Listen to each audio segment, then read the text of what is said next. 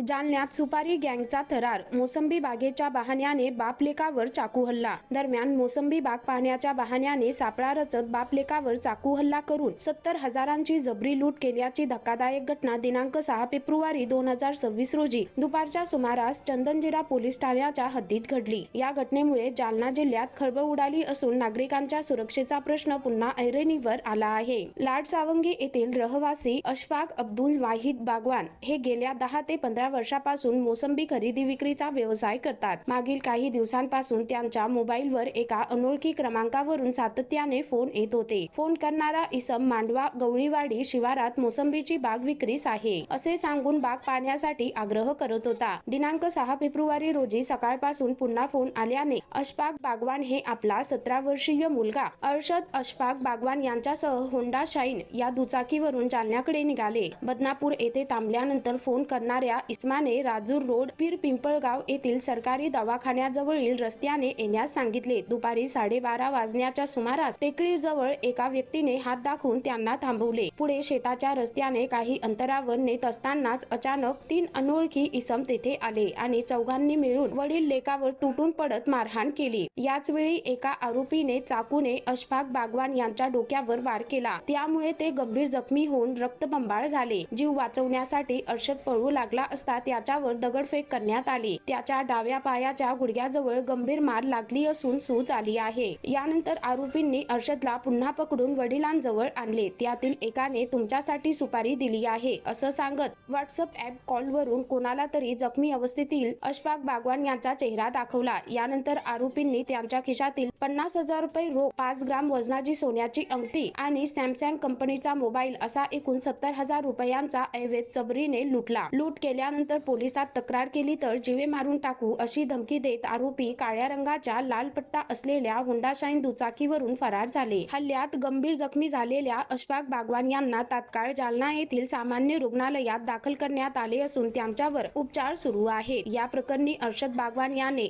Chandanzira police ठाण्यात तक्रार दाखल केली आहे। दरम्यान भर दिवसा घडलेल्या या हिंसक घटनेमुळे व्यापारी वर्गात भीतीचे वातावरण निर्माण झाले असून अशा टोळक्यांचा तात्काळ बंदोबस्त करण्याची मागणी नागरिकांनी व्यापाऱ्यांकडून होत आहे। या प्रकरणाचा तपास चंदनजिरा पोलीस ठाण्याचे हेड कॉन्स्टेबल कृष्णा शिंदे करत असून आरोपींचा शोध सुरू आहे।